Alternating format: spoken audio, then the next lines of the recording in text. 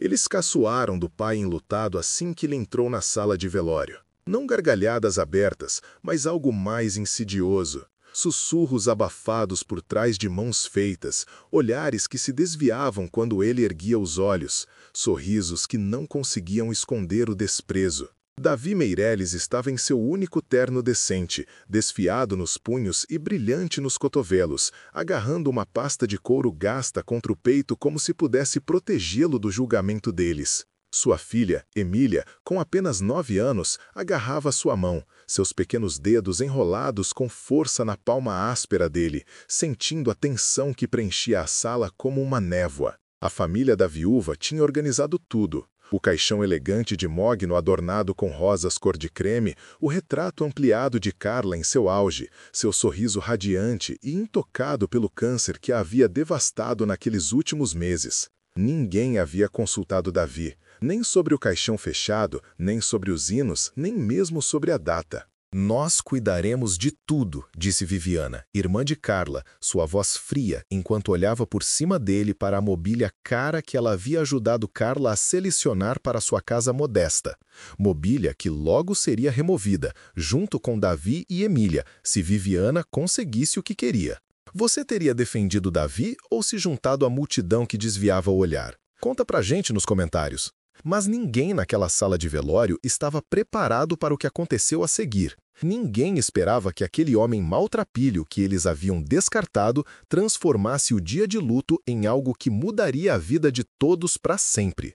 Davi guiou Emília em direção à primeira fila, onde 2 cadeiras vazias permaneciam. Quando se aproximaram, o pai de Carla, Ricardo Harrington, se mexeu em seu assento, ocupando mais espaço, a bolsa de grife de sua esposa, Eleonora, misteriosamente se expandindo para ocupar a cadeira adjacente. A mensagem era clara: aqueles assentos não eram para eles. Davi hesitou, seu rosto marcado pelo tempo corando, consciente de cada par de olhos na sala seguindo aquela humilhação. "Papai!" Emília sussurrou, sua voz pequena, mas ecoando na sala silenciosa. "Onde a gente senta?" Um recepcionista se aproximou, um jovem com um sorriso apologético, indicando 2 assentos na última fileira, atrás de primos distantes e colegas que haviam conhecido Carla apenas em eventos da empresa. A mensagem da família não poderia ter sido mais clara. Você não pertence. Davi havia passado 12 anos amando Carla,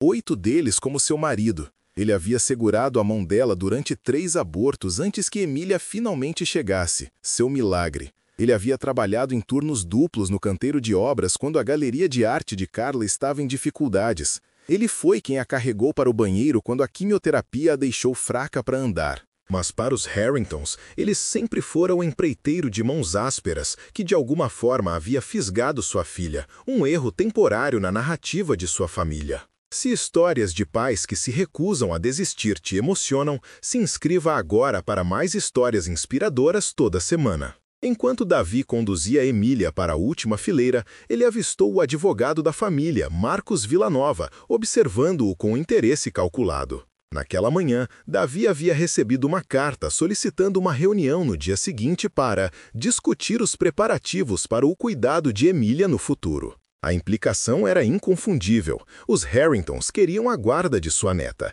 e tinham o dinheiro e as conexões para fazer isso acontecer. 12 anos antes, Davi estava trabalhando em um projeto de renovação para a casa de campo dos Harringtons, quando conheceu Carla. Ela havia retornado mais cedo de um semestre no exterior, desiludida com o caminho que seus pais haviam escolhido para ela. Ela havia estudado história da arte por insistência deles, mas sua paixão era criar, não catalogar. Naquele verão, ela se sentava no deck, esboçando Davi enquanto ele trabalhava, capturando o jogo dos músculos sob sua pele bronzeada. "Você tem mãos lindas", ela lhe disse um dia, mostrando-lhe um desenho detalhado de sua palma, os calos e as pequenas cicatrizes de anos de trabalho renderizados com cuidado. Elas contam sua história. Ricardo Harrington ficou furioso quando descobriu o relacionamento deles. "Ela vai se cansar de você em 1 mês", ele previu. Mas ele estava errado. Carla havia encontrado em Davi algo ausente nos homens refinados que seus pais a apresentavam: autenticidade, bondade inabalável e uma profundidade de sentimento que ressoava com sua alma artística. O casamento deles tinha sido pequeno. Os Harringtons compareceram com sorrisos tensos, presenteando-os com um cheque que Carla havia insistido que eles devolvessem. Não precisamos do dinheiro deles, Davi, ela disse. Apenas da aceitação deles. E se isso nunca acontecer, ficaremos bem sem ela. Por um tempo, eles ficaram. Carla abriu uma pequena galeria com artistas locais, enquanto Davi construiu uma reputação como um artesão habilidoso que podia restaurar casas históricas com meticulosa atenção aos detalhes. Quando Emília nasceu, Carla pintou um mural de uma floresta na parede do berçário, povoando-o com criaturas da floresta que pareciam dançar na luz da manhã. A vida não era perfeita, mas era deles, até que o diagnóstico veio. Câncer de ovário em estágio 4. Quando os sintomas se tornaram impossíveis de ignorar, já havia se espalhado. Carla enfrentou com a mesma graça silenciosa que trazia para tudo, mas os tratamentos foram brutais. Suas economias desapareceram em contas médicas. Davi vendeu seu carro, depois suas ferramentas, comprando substitutos mais baratos para poder continuar trabalhando. A galeria fechou. Naquelas últimas semanas, os Harringtons reapareceram, de repente preocupados, trazendo especialistas e segundas opiniões. Tarde demais. Carla faleceu em uma manhã de terça-feira. Davi segurando uma mão, Emília a outra, enquanto seus pais estavam reunidos com mais um médico a 3 estados de distância. Agora, no funeral, o pastor falou da família amorosa de Carla, enquanto olhava diretamente para a primeira fila, onde os Harringtons se sentavam rigidamente. Davi sentiu o pequeno corpo de Emília tremendo ao seu lado e envolveu seu braço em volta dos ombros dela. Ele pensou na pasta em sua mão, no que ela continha, na promessa que havia feito a Carla 2 dias antes de ela morrer. Quando chegar a hora, ela sussurrou, sua voz outrora vibrante e mal audível, mostre a eles, não por vingança, Davi, por Emília, por você. Pela verdade. O serviço continuou, um desfile de familiares de Carla se aproximando do pódio para compartilhar memórias que excluíam cuidadosamente a presença de Davi em sua vida. Sua colega de quarto da faculdade lembrou viagens a Paris. Um primo falou de verões de infância na Casa do Lago. Seu pai a descreveu como minha filhinha perfeita, que tinha tanto potencial. Ninguém mencionou sua arte, sua galeria, sua paixão por apoiar criadores desconhecidos. Ninguém reconheceu o marido que amou sem reservas ou a filha que tinha os olhos e o espírito criativo de sua mãe. Quando o hino final terminou, o agente funerário anunciou que o enterro seria particular, apenas para a família, com um olhar significativo para Davi que deixou a exclusão clara. Foi quando Davi se levantou. Ele não se apressou, não fez cena. Com calma deliberada, ele ajudou Emília a se levantar, pegou sua mão e caminhou não em direção à saída, mas em direção à frente da sala. Os sussurros o seguiram como uma onda. Ele parou diante do caixão, colocando sua mão livre na madeira polida. Carla, ele disse, sua voz firme apesar da emoção que ameaçava irromper. Eu prometi. Ele se virou para encarar a sala. Os Harringtons haviam se levantado, o rosto de Ricardo escurecendo de raiva. Eleonora agarrando o braço de sua filha Viviana. O agente funerário pairava incerto ao lado da porta lateral. Minha esposa, Davi começou, enfatizando aquelas 2 palavras. Me pediu para falar hoje, para compartilhar algo com todos vocês. Eu respeitei o desejo dela de esperar até agora. Ricardo deu um passo à frente. Isso é inapropriado. Nós organizamos uma despedida adequada, sem o marido e a filha dela. Davi terminou por ele. Uma inspiração coletiva ondulou pela reunião. O advogado Villanova se mexeu desconfortavelmente. Isso é um assunto de família, Eleonora disse bruscamente. Algo que não deveria ser discutido aqui. Davi abriu a pasta de couro. Carla pensava diferente. Ela acreditava que aqui, cercada por todos que alegavam amá-la, era exatamente o lugar certo para a verdade. Você teria coragem de resistir a uma família poderosa tentando tirar seu filho de você? Compartilhe suas ideias nos comentários. O silêncio na sala era absoluto quando Davi retirou um documento da pasta. Não apenas qualquer documento. Um testamento, devidamente autenticado, datado de apenas 10 dias antes da morte de Carla. Minha esposa deixou seus desejos claros, Davi disse, sua voz ganhando força. Ela me nomeou como guardiã de Emília, sem quaisquer condições ou supervisão de qualquer outra parte. Ela deixou cartas para cada um de vocês. Ele olhou diretamente para os Harringtons, explicando sua decisão. E ela tomou mais uma decisão que queria que fosse compartilhada publicamente. Davi entregou o testamento a Villanova, que o folheou com crescente desconforto. O advogado pigarreou. Isto parece estar em ordem, legalmente executado na presença de testemunhas. Leia a cláusula sobre os preparativos finais de Carla. Davi sugeriu calmamente. Villanova hesitou, então encontrou a passagem. Desejo ser cremada, minhas cinzas divididas em 2 porções. Metade deve ser espalhada pelo meu marido no Lago Azul, onde dissemos pela primeira vez que nos amávamos. A outra metade deve ser usada por minha filha Emília na criação de uma obra de arte de sua escolha, a ser exibida em um lugar que lhe traga alegria. Eleonora engasgou. Cremação, obra de arte, isso é absurdo, Carla nunca faria. Mãe! Veio uma voz do fundo da sala. Uma jovem deu um passo à frente. Lívia, a irmã mais nova de Carla, a rebelde da família que havia se distanciado de seus pais controladores anos atrás. Isso soa exatamente como que Carla gostaria. Sua arte era tudo para ela. Davi olhou para Lívia com surpresa e gratidão. Eles se encontraram apenas algumas vezes ao longo dos anos, a irmã de Carla tendo sido um tanto afastada da família. A Carla que vocês conheceram, Davi disse aos Harringtons, deixou de existir no momento em que ela escolheu seu próprio caminho.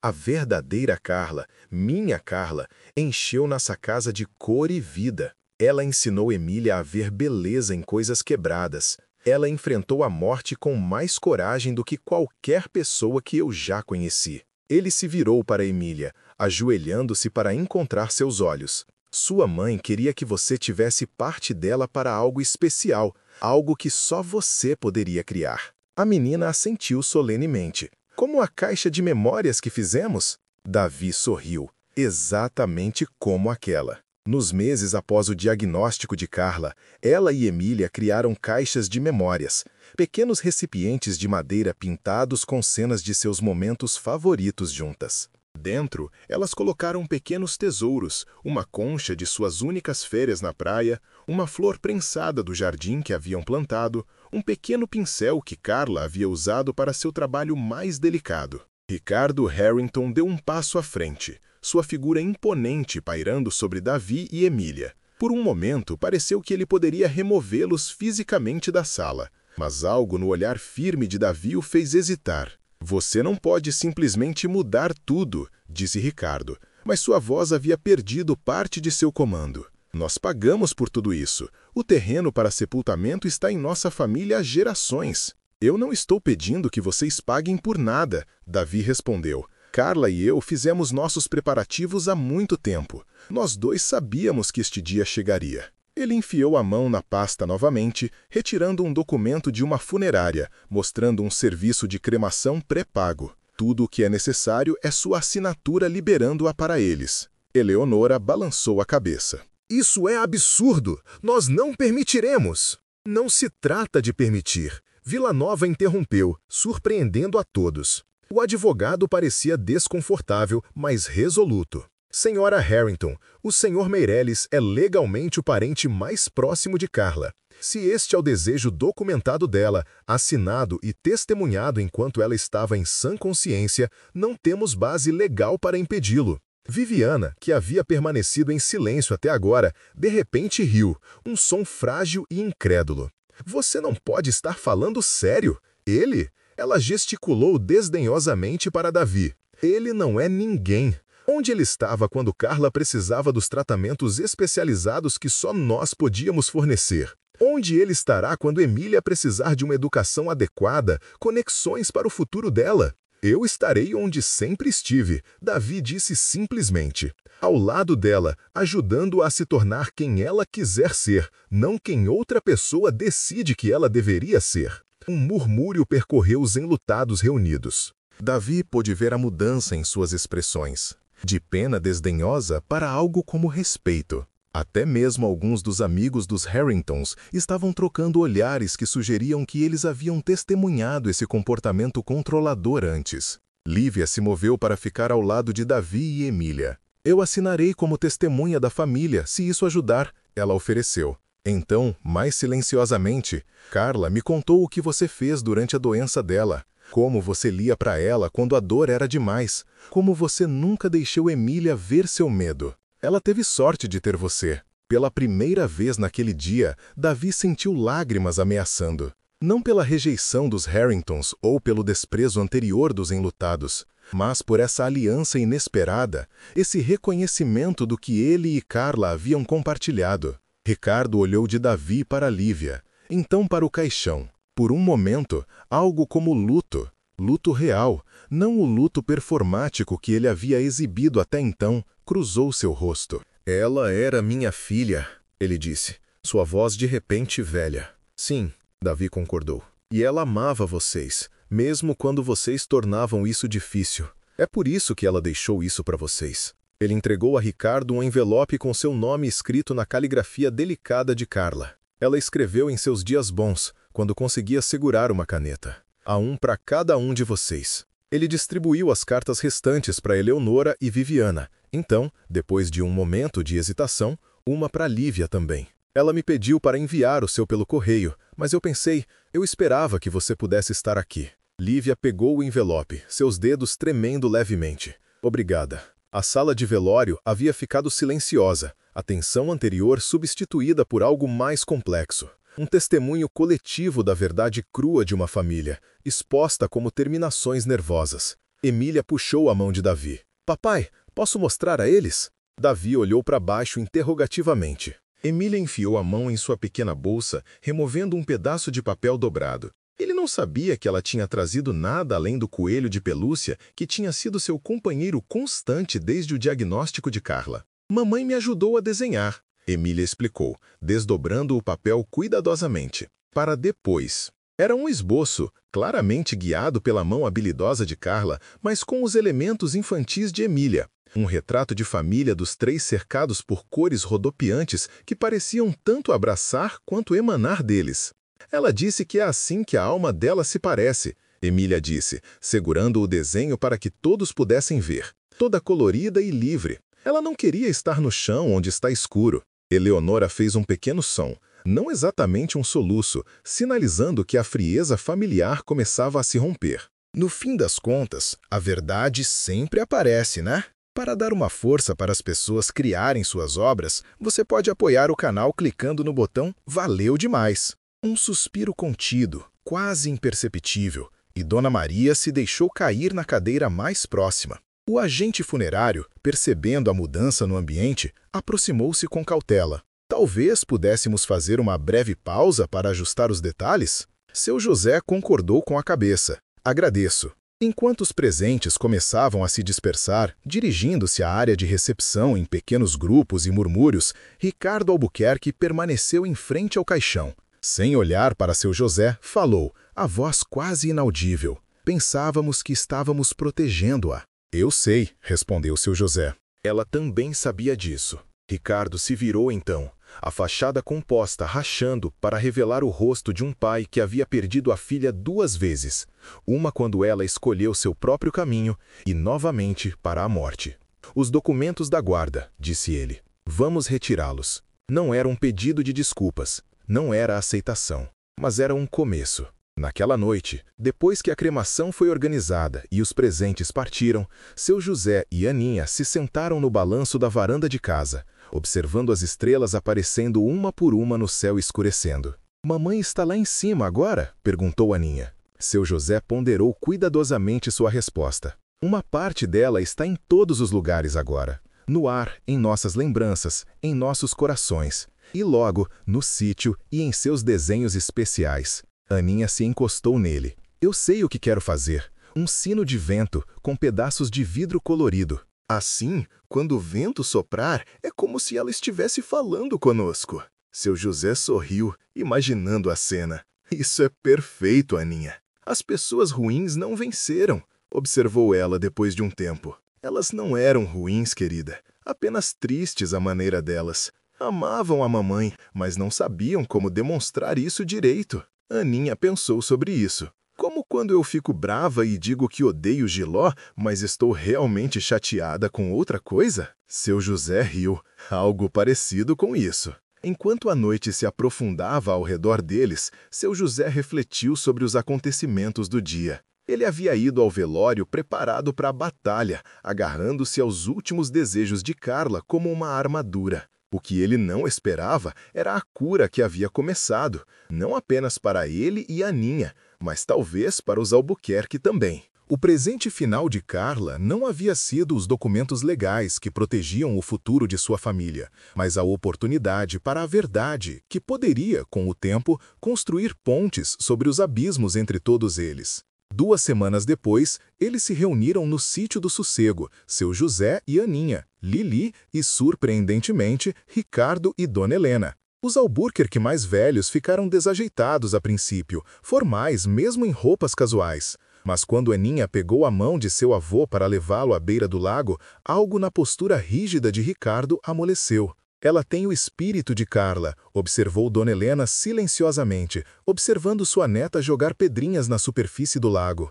Sim, concordou seu José, e o talento dela. Eles haviam trazido as cinzas de Carla em uma urna de cerâmica simples que Aninha havia pintado com margaridas. Seu José entrou nas águas rasas, proferindo palavras íntimas demais para qualquer outra pessoa ouvir enquanto libertava metade dos restos mortais de sua esposa nas águas claras que testemunharam o começo deles. Quando ele retornou à margem, Aninha estava mostrando a Ricardo seu caderno de esboços, os desenhos para seu sino de vento, desenhos elaborados de pedaços de vidro em forma de lágrimas, estrelas e borboletas. Precisa de uma oficina, disse Ricardo, estudando os planos com uma seriedade inesperada. Ferramentas adequadas para cortar vidro. Ele olhou para seu José, uma pergunta em seus olhos. Seu José hesitou, então concordou com a cabeça. Aninha adoraria isso. Não era perdão, ainda não.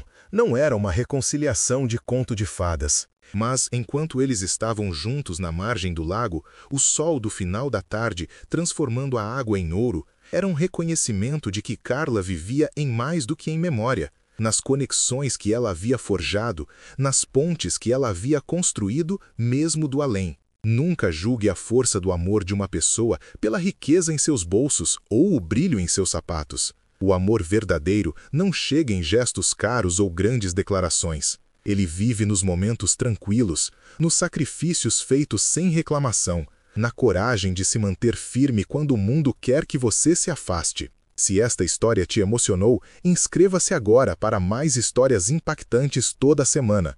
E clique no vídeo na tela para assistir ao próximo, com uma reviravolta tão poderosa que você nunca esquecerá. E se você gostou desse vídeo, deixe seu valeu demais. E veja este vídeo que vai explodir sua mente.